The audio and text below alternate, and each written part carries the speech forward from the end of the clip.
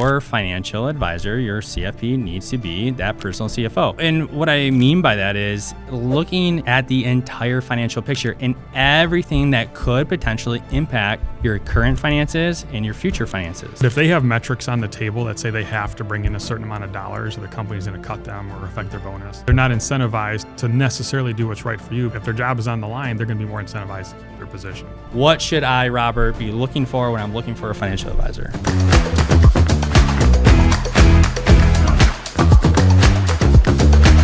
Welcome to episode 1 of the 1% podcast. Here goes nothing. Our hopes today is that we're going to get more than our moms and our wives listening to this. Yeah, but I'll take a couple of 5 subscribers. Yeah. If my kid subscribes, it's going to be a good day. Doug, why are we here, man? Why are we here? How did we get here? And that's really where it kind of stems from. So thank you for joining us today. We're starting the 1% podcast, where we are going to be interviewing business owners, top performers, high producers, entrepreneurial success professionals, and really uncover their secret sauce, that 1% change that they made in their life that led to exponential results. Mm-hmm. Or multiple incremental changes they made to incremental results. Or change. Because we know we've experienced in our lives. Yeah. But the whole idea is because we've had so many individuals come to us with stories because of our profession in managing wealth.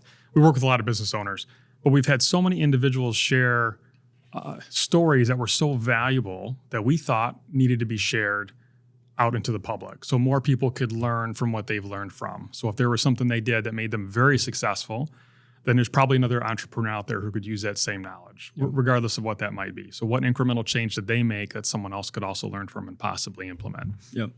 So before we get started with that story and how we got here, so I think that's a little bit longer story that I think the audience might be a little bit interested in. Tell us about Rob. Tell who is Robert Young? Bobby to my his family friends. calls me Bobby now because you said it, the entire internet's going to call me Bobby too. And I've never called you Bobby up until now. So and I can hear my wife laughing from several miles away because she does that. When I introduce myself as Robert, she goes, "Oh, you mean Bobby?" You mean Bobby. And it's just going to haunt me for the rest of my days. So I guess we're Bobby on the show now.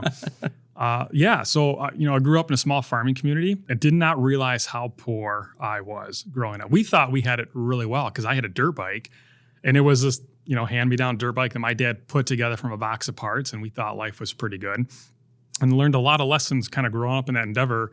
Unfortunately, parents divorced, learned a lot of aspects as a child going through that and kind of like how money really impacts a lot of those things. What was really interesting, though, is later on in life, once I became an engineer and I got to travel around the world a little bit, it became very clear to see how much poorer you could be and how much I did have. And I was very grateful to have what I did have. And then how much wealth was actually out in the world as well. So I always had an interest in finance. I chased the engineering career for a number of years. I was really good at it, and I worked really hard at it. So I couldn't say I was the best engineer out there, but I can say I outworked everybody around me, which is how I got promoted. So then I made it to engineering manager. I got involved in the lithium-ion battery industry. I did a lot of public speaking over in Europe and Amsterdam for electric hybrid marine. That was a very enjoyable part of my career. It got me promoted up to chief engineering director for lithium-ion batteries. And I realized that every time I finished a product, there was just another product to launch. And it kind of became a bit of a burnout.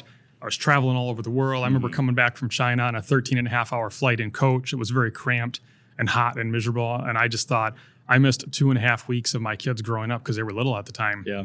And I'd come back and they'd be different people. They'd grown up in 2 weeks. And I just said, never again.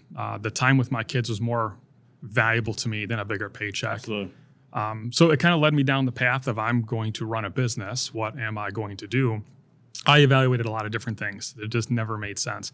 And what I kept coming back to was I kind of wanted, my father always said, be your own man. So I have to own my own business and it has to be all the things I want it to be, but it can't just be about money. Mm-hmm. If I wanted more money, I could have stayed in engineering and became a VP, which I've been offered a couple of times after I've left and still turned it down. And it just kind of became, what is my why? Mm-hmm. What is going to fulfill me now? It's not another $100,000 because I'd have the same issue. So I took a leap of faith. I stepped into the financial advising career, when I did it, I had to take a $63,000 a year pay cut. That's really fun explaining to your wife that you're going to have a $60,000 a year pay cut and what that's going to mean to the family. But she was very supportive of it. And so we took that leap of faith, and thankfully, because I had a pretty extensive network, my business really did very well in the first few years. And then it took off from referrals and all the typical reasons. And then I kind of came across the same question again. It's like, now that I love what I do, but it's not about more money, how can I make a greater impact? How many more people can I help? And that's kind of what led me to becoming friends with you, because you were trying to hone your craft as well.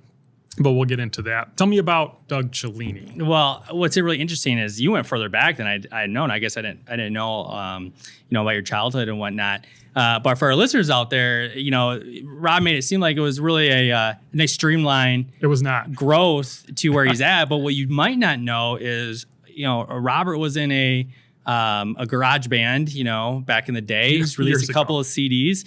So he could have taken a whole different route. So we appreciate, and your clients definitely appreciate. I appreciate that you took the path that you did. So we would never have landed here if you didn't I go doubt that route. I would have been the next Aerosmith, but you never know. You never know. But yeah, it's actually, as you're talking, you reminded me actually of my childhood a little bit. I actually grew up in a small family business, a flower shop in the middle of Michigan. So I saw the hard work. I saw the you're always working, right? I saw that the amount of effort and work that you put in really dictates the outcome, right? And I saw the trials, and it's not just people think entrepreneurs and business owners, they see what on Instagram everyone's got together, everyone's making a ton of money, and they don't, a lot of people don't really see the behind the scenes, the day-to-day decisions that really impact a lot. The harder you work, the luckier you get. Absolutely. Yeah. Absolutely. And so, growing up, I had a great family, great household, parents still together. And I was very into sports. That was my driver. I love sports. I still love sports today. And I'm a very competitive person, and not from the standpoint, when I say competitive, it's really interesting. A lot of people think like, oh, win, you got to win. And it's like, no, a truly competitive person loves the process of trying to win, right? It's that whole idea of we're one-on-one, mano-a-mano, and we're going to do our best and everything that we can with where we're at today, with the skill set that we have. If I'm feeling great, not feeling great, we're going to put our best foot forward, and we're going to live with the results. And that's what competition is, right? And we'll get into that at some point, coaching and youth sports, where we're at in today's world. We could use a little bit more learning how to compete, but we'll say that for probably a different day. But you coached some football. I still coach, yeah. So I still coach high school football. I probably am, you're like 13 or 14 at this point. I absolutely love it. I coach the defensive side of the football at the high school level. It's a great hobby of mine. It's kind of my stress relief, go out there and yell at some kids and make them run, and hit them with a couple of back in my day things, big fish stories. Yeah. But anyways, so went to college to become a teacher. And the reason why I got into teaching is really because of coaching. And I had an experience coaching a JV football team while I was in college. I was like, man, I would love to have a greater impact. Going back to your why, right? That why. Wanted to have the largest impact I could possibly have. And for me and where I came from, that was education. Say, okay, let's go into education. And you work with a bunch of kids, develop relationships, help mold and grow them into great adults. And so I went into the science field because I was like, why not? That's where jobs are at the time. So got my degrees and went into the teaching field. I was an educator for 6 years, and again, football, baseball coach. During that time frame, I started the process of learning about investing. I had gotten a referral to work with a local financial advisor, sat down with them, was sold a bunch of products. Really nice guy. Nothing bad to say about him, but was sold products instead of a plan. Was sold, life insurance at 23, 24 years old, which don't get me wrong, life insurance, if it fits the need, absolutely. But what I was really looking for was starting my investing career. When I had learned later on, a couple years later, that, wow, I shouldn't be what I'm in as a 23, 24-year-old, married, no kids, it made me realize, like, man, I should learn this myself. I'm going to fast forward here. Long story short, I learned it myself, got into real estate investing, realized I had a passion for education, but my passion wasn't in the sciences. It was truly in education. And what I found was, man, I really wish somebody was sitting across the table from me at 23, 24 years old that could have educated me on what I should do and next steps in the process in financial matters, in retirement planning, in what have you, investing. So that's interesting because there was a time when I sat across from my personal financial advisor early on, before I sat on this side of the table. And there was a very basic plan. It says, you can retire at this stage. And I said, I want to retire earlier. How do I get there?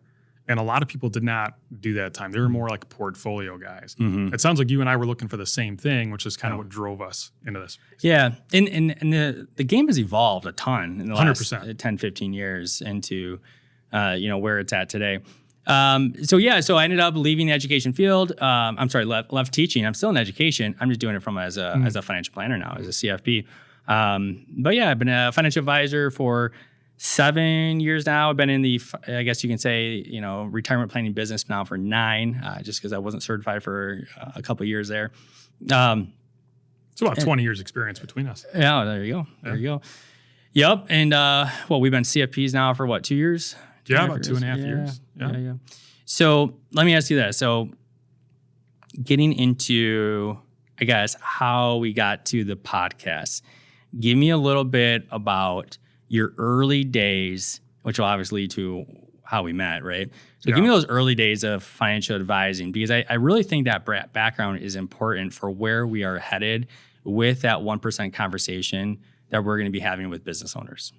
Yeah, and I'd say the most part is when I started sitting on this side of the table, I realized there was so much more that could have been done for me. Not that he was doing a bad job, but there was so much more that I needed and I wanted.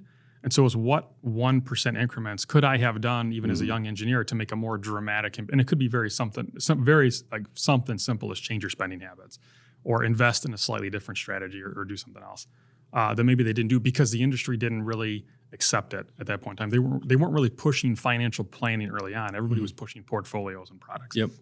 And that's what I wish I would have had. So when you and I first started having the conversation of how do we reach more people to make a greater impact for the greater good, it became very clear that we needed to share not only the individuals we're interviewing to share their messages of what they've done, but share our message as well. It's like, here's how we can have a greater impact is just by simply reaching more people. Why not do it with a podcast? And then have the right people share that as well. Like, hey, here's an episode that might apply to you, to their friend Bill, who's also a business owner, and let them watch it. And whether they come talk to us or not is not the point. The point is how many people can we make an impact on in their life so they can impact the community. Yeah. And so I guess going back to that, we obviously know each other as the 1% shift that we've had in that thinking, that way of thinking. But there's been multiple 1% shifts along the way, 1% changes. I think about most recently, we've gone independent, right? And we went independent with multiple custodians. And it started and stemmed from that realization of we are always trying to do what's best for our clients. And so when we're looking around and saying with the AI and technology changes, we need to do better with the portfolio reports, with working with multiple custodians. And we'll get into why that's important, or in our opinion, why it's important. But that 1% shift for us, it seemed to always stem from that mindset, right? We made a decision. We made that decision to explore, right? Yep. And I know that's what, what led you to start that process as well, thinking through, what you wanted to do as far as going independent and whatnot. It really came down to, after earning the CFP, and between the two of us, pretty highly educated, but the CFP really changed my viewpoint on all this stuff. It's how much more value could I deliver to my clients or people who were not my clients? Like, how much more value could I add to your life that I currently wasn't doing by not being independent? So being independent opens up kind of a whole world of options for you in terms of what you can and can't do, and a lot of different strategies. But implementing those strategies, I couldn't be pigeonholed not being able to do that. Mhm. And I know you've experienced the same thing. There was things you wanted to provide to clients or things you wanted to advise on, and we simply couldn't do that before. And then going into and for me, it came back to, we have a fiduciary standard that we have to abide by. And so for people listening, a fiduciary standard, you might say, like, well, what is a fiduciary? What is a fiduciary standard? And it's being able to do what's in the best interest of the client at all times, not make the client the most money all the times, right? But it's to do what's in the client's best interest from a financial planning standpoint. And so we needed to be fiduciaries on the planning level, not just on the account levels, but on the planning level. And what does that mean? And in my opinion, I looked at it as, I needed to have access to the best technology that's available today. I needed to have access to all the products that are available, not just what my company offered. I need to have access to the software. In today's day and age, with the AI that's coming out, there's some really cool systems that are making our lives a little bit easier, but also allows us, because if our lives are a little bit easier, we're not doing as much data inputting and data reporting and building out reports, but now we can go talk to more people and impact more lives, much like the podcast here. But I would love for us to rewind a little bit and tell me a little bit from your angles. We talked about on Dylan's show previously, how we met, but I want to hear from your side. Well, first, how cool was that to be on the Dylan England podcast? If you would have asked us a few years ago if we would be on a podcast or operating our own podcast, I would have thought you were crazy. Like, what are you talking about? I'm trying to be on a podcast. I don't wish people happy birthday on Facebook, and here I am doing a podcast. So, like, I was the last guy in the U.S., I think, to have a Facebook social media page. I just didn't want anything to do with it.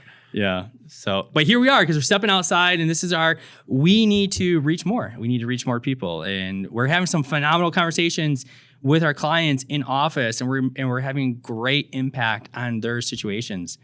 But we can do more, and we can have a larger impact. But yeah. So walk me through. It's COVID 2020. COVID 2020. What specific actions in COVID do you want to talk about? Well, I guess the phone call that led to us actually introducing ourselves. But so Doug and I did not know each other at the time. Doug had kind of connected with a marketing person because he was looking to build his business to make impact in more lives and grow his business for all the right reasons. But at the same time, I was doing that in a different part of the state because we're several hours away. And I saw your name flash up on someone that the marketing company was working with. And I wanted to vet them out like any good engineering brain person would do. Is I'm going to give you a lot of money for marketing. I want to know how good you truly are. Let me talk to someone. And your name came up. So I found you. I called you. I'm like, hey, this is Robert. You're like, who are you? I'm like, well, let me explain why I'm calling you. Yeah. And then it turns out we had a lot of the same methodology and really core principles and values, being men of faith, looking at what we're doing to impact people's lives and in the communities. And that kind of spurred our friendship, which kind of led us down the road of where we're at today. And really the conversation evolved into how can we constantly become better? How can we constantly improve what we're doing?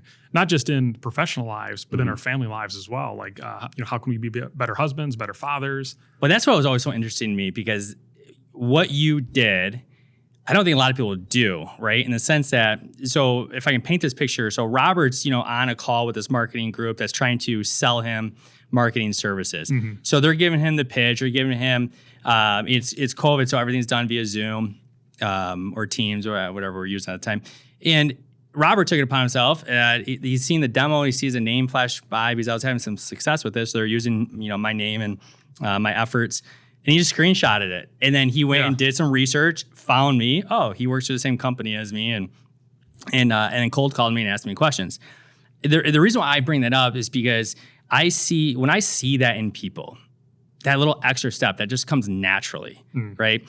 People don't do that. They don't go that extra mile, that extra step to really solidify whatever they're getting into, right? Sure. And finding what they're getting into. So that always, because that's something that I would do, right? Yeah. And because engineering mind, I'm very analytical from a science background and education background, where I'm going to want to analyze everything about that, right? I'm going to want to look at that wheel and look at every single spoke as well, around that wheel. But that's cool. Here we are.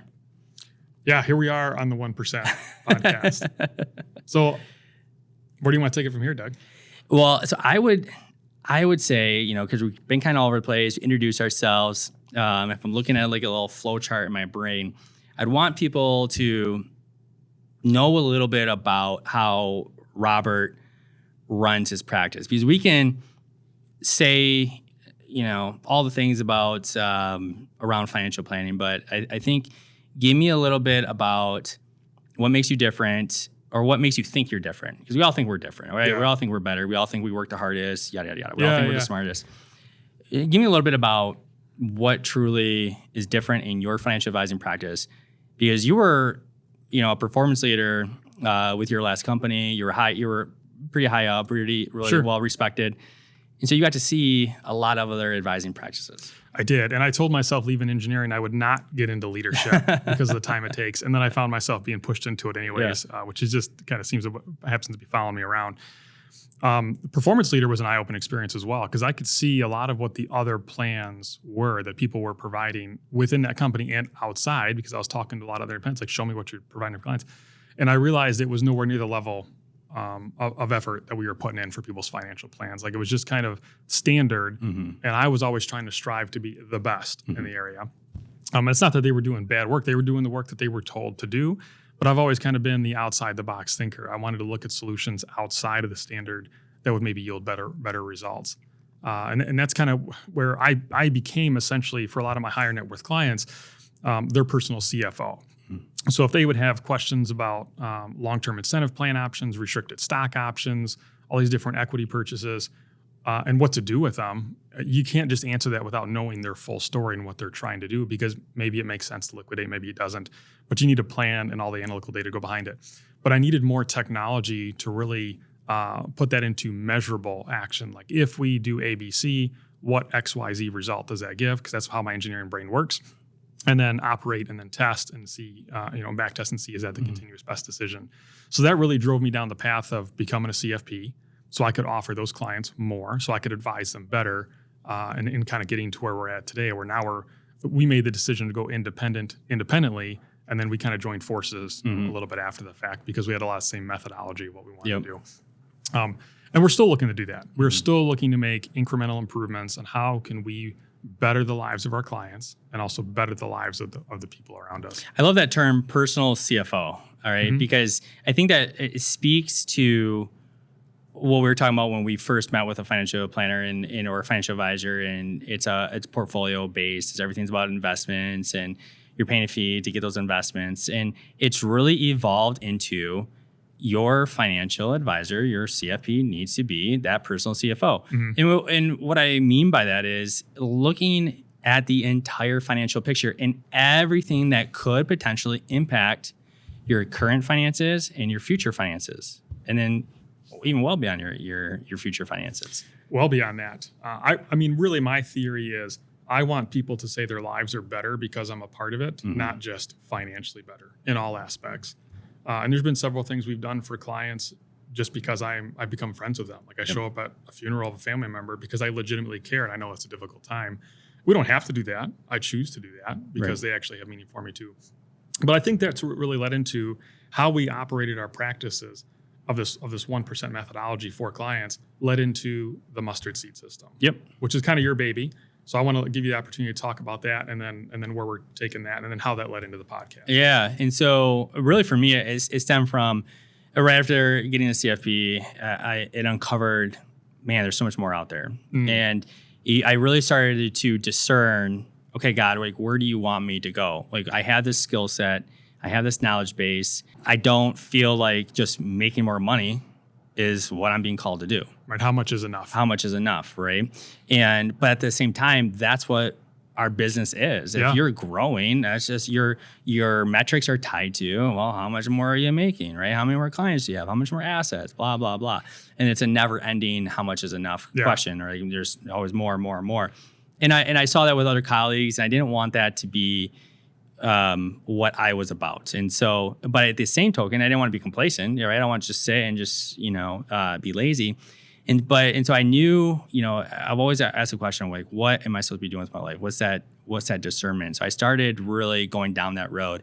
And I took a course with Kingdom Advisors. I didn't go through with the certification, but I took the whole college course on Certified Kingdom Advisors, which is a program through the Wesleyan Indian University that they offer, where it really ties scripture into financial planning and financial advising. It was really interesting. I learned a lot, but it really sparked that conversation, or sparked in my brain of, wow, there's a need for this. There are people of faith all across the United States. I mean, it's 210 million Christians in the United States. And I just begged the question, what if we got all 210 million Christians to put their finances where their faith is and what they believe morally and ethically?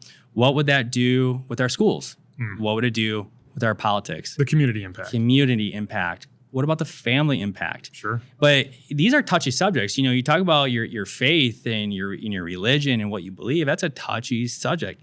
So is finances, right? So is finances. And I started going down this path and finding out more and educating myself. And I found that churches and parishes they struggle a little bit with talking about the finances, because that's also not their forte. Because it feels icky. Yeah. And it's like, well, we need to ask for more, tithing. We need to ask for more this, but we're also helping that person through their faith journey and helping them, come closer to God.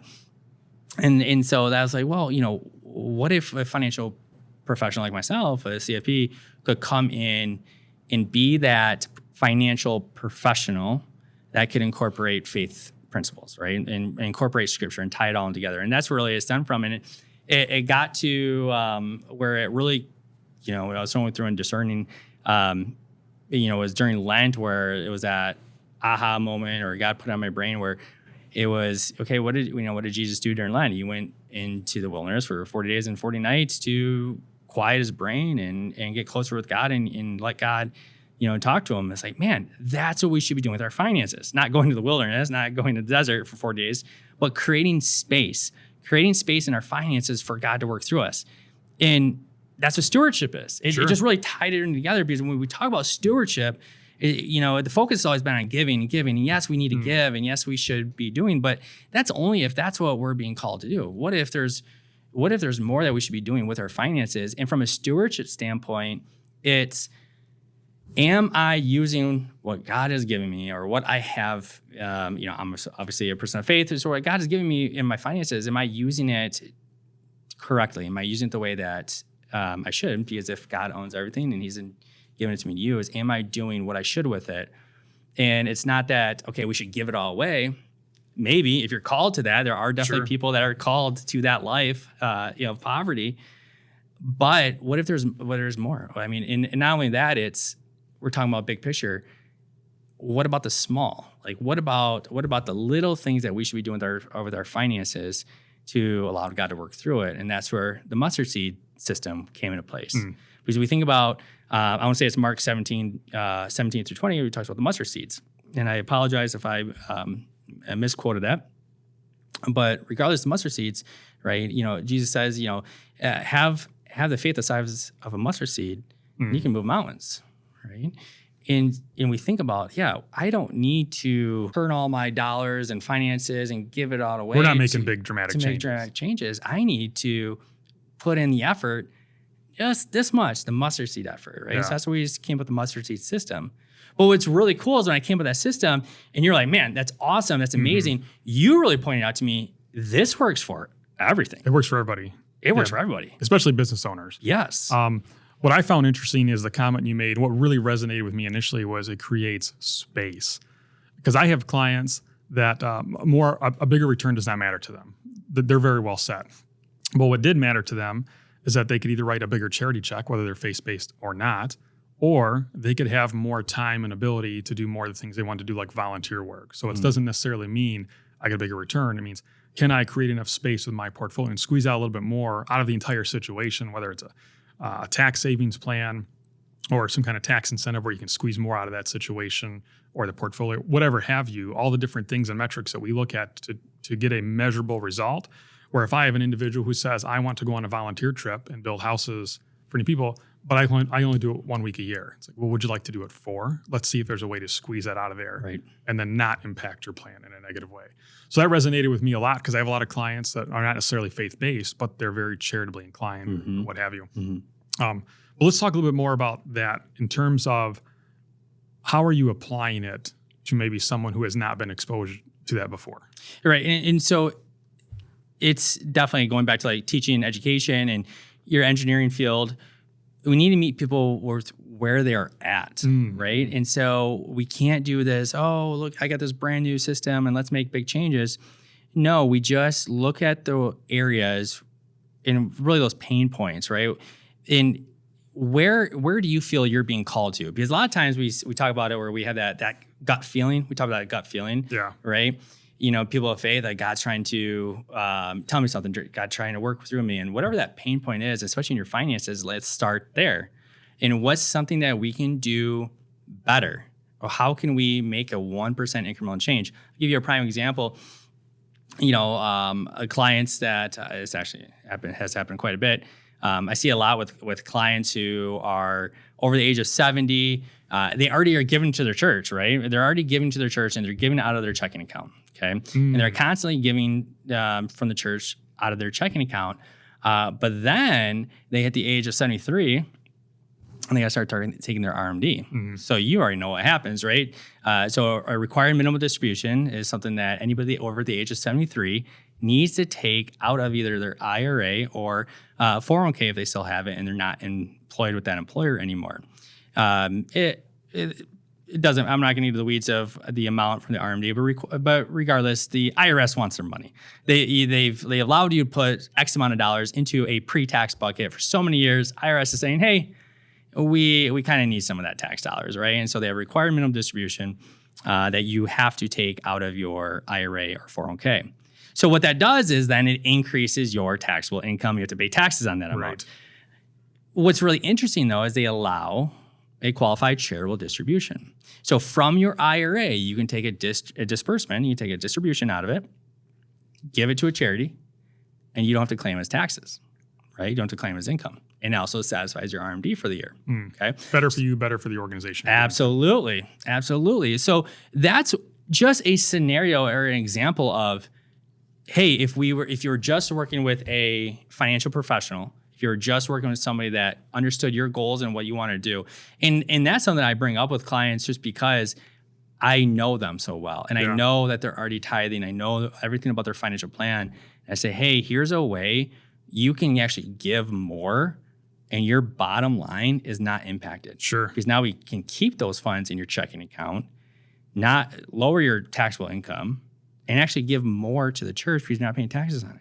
So this reminds me of the conversation we had on some of the 403B stuff we were working on. Think about how tight nonprofit funding is, right? So if they get over a certain amount of employees and they have to have audits on their 403B, that can be what, 10, 15, sometimes 20. I've seen upwards of $28,000. $28,000 for the plan. Do you think they could spend that money better somewhere else in their nonprofit? Right. Yeah. And not only that, we go back to the 1% and you say, so in that scenario, right? Okay, so you save $28,000. Does that keep one extra person employed? Does that mean you could hire someone else? Right. So now you're impacting someone's family, right? Obviously part-time or whatnot.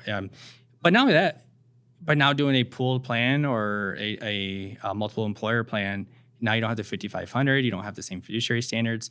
You don't have the same levels of risk. You're passing it off. And so you think about that time. What would you be doing with the time that you just saved? It can be better utilized throughout the organization. Absolutely. How many hours? It could be 10, Absolutely. 40, 50 hours. Absolutely. Multiple people for an audit for 5,500.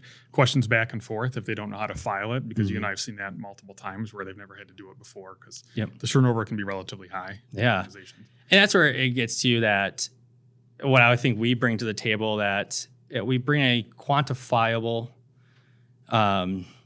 measurable result. Thank you. Quantifiable, measurable result, for our services that we bring to the client, right? And so kind of let's sum this up here. Episode 1, let's have some key takeaways. I really think our audience would love to hear top 3 things. I'm out shopping for a financial advisor. They're looking for a financial advisor. There's a lot of noise out there.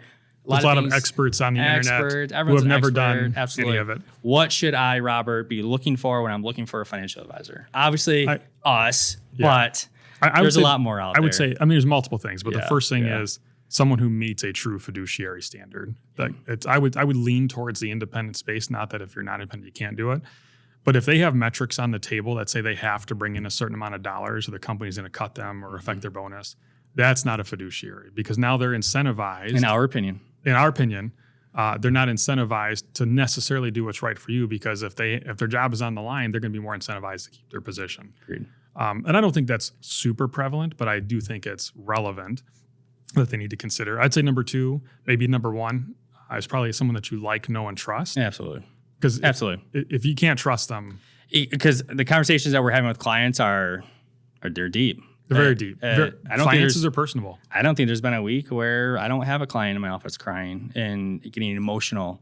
We're talking about their kids, their family, the spouses. I mean, you're going to go through some tough life events with your financial planner, with your financial advisor. It's got to be someone that you can have a nice conversation with. And confidentially. yes, absolutely. Absolutely. I would say, a third one would be they have to be able to make the complex simple. Mm-hmm. I've never built a house, but someday if I ever had a house built, I don't need a full day, hour and a half, 3-hour long conversation with my home builder on how the house is going to be built and all the weeds. I want a quick 5-10 minutes. Here's what you need to know. Here's what the plan is. Here are the important things that you need to know. Sure. Financial planners need to do the same thing. Yeah. So break it down to where it's digestible. Absolutely. I think in our industry, there is too much terminology used with clients about all the technical stuff they're going through, whether it's tax conversion strategy. I like to break it down very simply to say, here's what we're doing, but here's the end goal of what that looks like. And then depending on who that is, how much detail do you want about that process? Some of my engineering clients go pretty deep. Sure. The rest of them. But that's again, going back to who you know and trust, right? Is that know and trust. We know who our engineering type minds are in analytical, where we are going to get in the weeds with them because that's what they want. Mm-hmm. And I also know who my other clients are. It's not a bad thing. But I'm going to give them enough to be dangerous where they feel like they know what's going on, but also not overwhelm them. Sure. That's also why they're paying us. Yeah. Yeah. So I think that's a great top 3. Well, I'm really excited for some of the guests we're going to have. Yeah. Some of the people you and I have been talking about having on the show have got phenomenal stories, and I am super excited to bring them on and talk about that. Absolutely. But I guess if we want to dive back into the personal thing for one more aspect is, what is the one personal thing, if people want to know Doug Cellini, what do they need to know? Well, they're going to have to tune in and find out next week on episode 2, where we dive a little bit deeper into the conversation with our about our clients, about the business owners that we're going to be having on the podcast. It's exciting. So episode 2 coming out soon. We appreciate you guys tuning in for episode 1. Again, this is Robert Young. I'm Doug Cellini with Kingsview Partners, your local CFPs.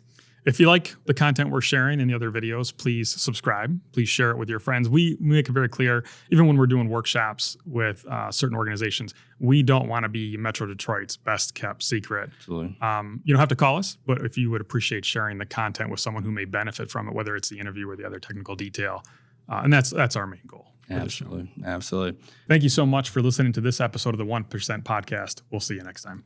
All right. More to come. Take care.